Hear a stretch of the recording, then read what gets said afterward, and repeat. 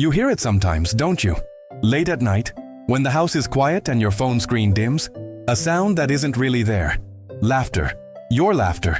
From 20, 30 years ago. From a version of you that doesn't exist anymore. And here's the thing that'll mess you up. That child is still inside you. Not metaphorically, not poetically, actually inside you. Science backs this up. Your childhood self.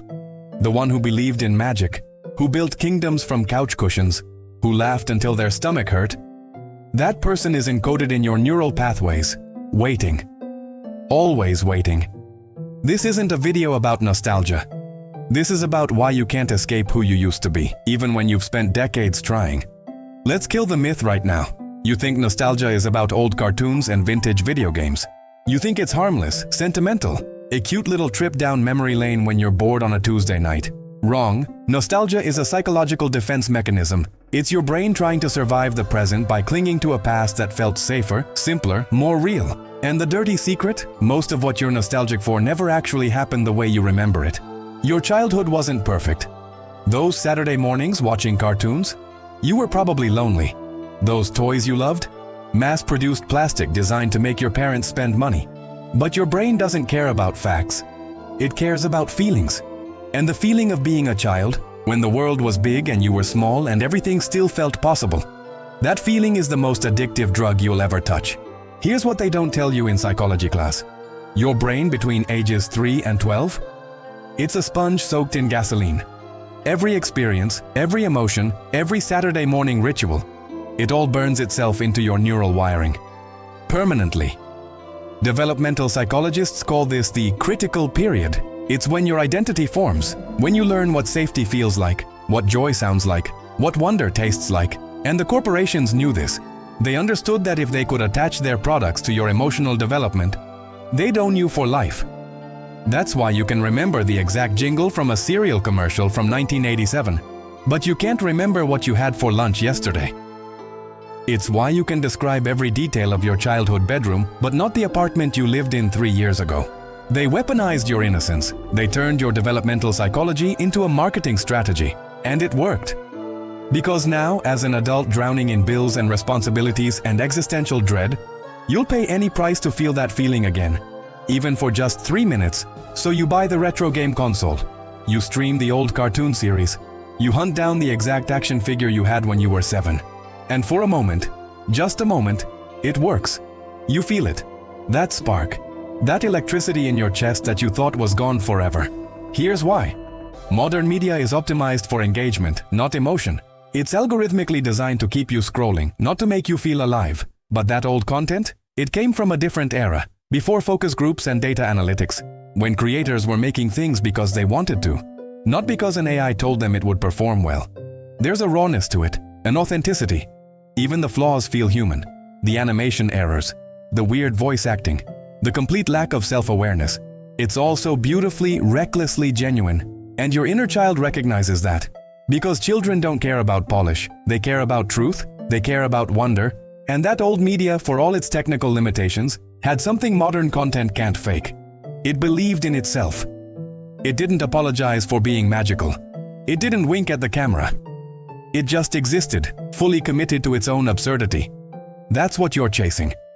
Not the content itself. The belief system that created it. But here's where it gets uncomfortable. You ready?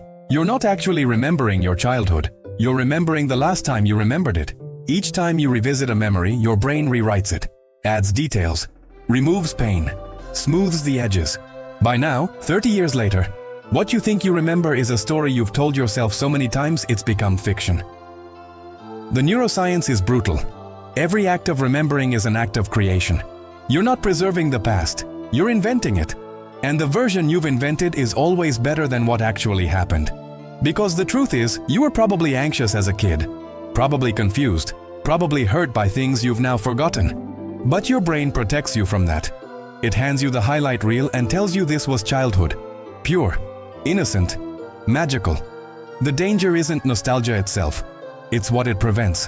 When you're constantly looking backward, you stop building forward.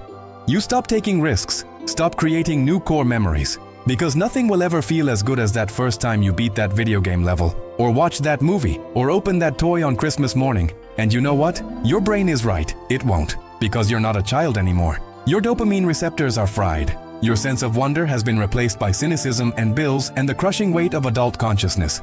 So you retreat into the past, where everything felt easier because you were too young to understand how hard it actually was. So what do you do with this? How do you honor that inner child without becoming trapped by them? First, understand this. That laughter still echoing in your chest isn't haunting you. It's trying to tell you something. That child version of you, the one who built blanket forts and believed in magic, they're not asking you to go back. They're asking you to remember what wonder feels like, not so you can relive it, so you can recreate it. The paradox of nostalgia is that it only hurts when you use it as an escape. But when you use it as fuel, when you let that inner child remind you what it feels like to be genuinely excited about something, that's when it becomes powerful. The toy collections, the retro gaming, the vintage media consumption, none of it is pathological unless it's replacing your present instead of enriching it. Your inner child doesn't want you to stay 7 years old forever. They want you to remember that being alive once felt like an adventure. And it still can.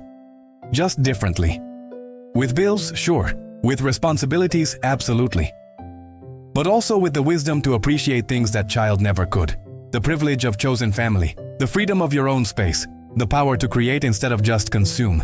So yeah, that laughter you forgot, it's still there, still echoing, still waiting for you to acknowledge it, not to drag you backward, not to trap you in amber, but to remind you of something you've spent your entire adult life trying to relearn. That wonder isn't gone. You just buried it under rent payments and career anxiety and the desperate need to appear like you have it all together. That child inside you, they don't need you to buy more vintage toys. They don't need you to stream another nostalgic series.